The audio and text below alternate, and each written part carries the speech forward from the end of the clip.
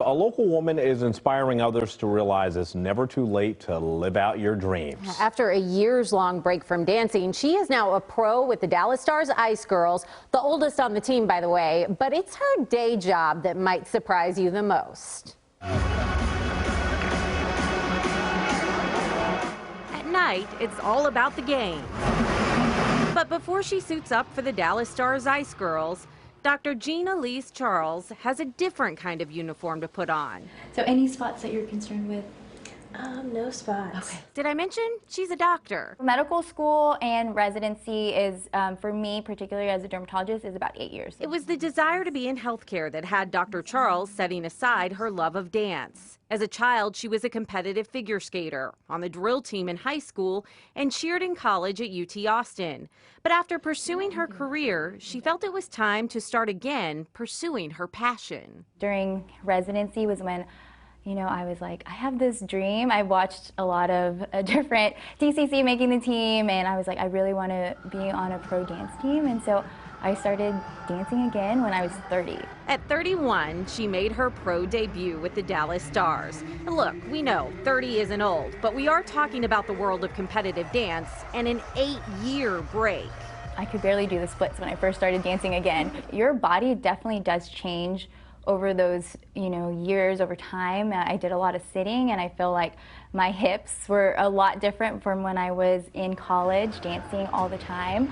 And so you notice a lot of those differences. What did your friends and family say when you said that you wanted to pursue dancing again? My mom was actually super excited. She was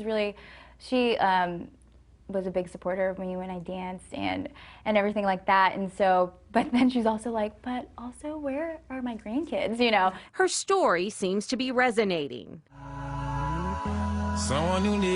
A video she posted on TikTok has more than 1.4 million views. Others saying she's inspired them to get back to something they love. It's so easy to get in that mental state where you're like, I can't do this, have doubts, and just being really unsure. And you never know until you do it. Her advice? To go and break those barriers down, because you can. Don't let your age define who you are. So on top of work and games, Dr. Charles is also doing a fellowship for cosmetic surgery. So yeah, she's just a little bit busy. And she says even when she hangs up her pro hat, she's going to keep dancing. And Keith, what I found interesting about this is not so much about the age, right? 31's not old. We know that. I'm not suggesting that. But society really has ingrained, especially us as women, that you just don't do certain things after a certain age, 30, 40, 50, 60. And her point is, forget all that. Who cares? Who cares? Do what you love. Yeah, you're right about that in terms of the stigma attached to age, and especially as it concerns women in athletics, women in the workplace, women in certain occupations. You think of cheerleaders, you think of hockey dancers, you think of gymnasts, you think of tennis players. I look at Serena Williams and her immaculate career.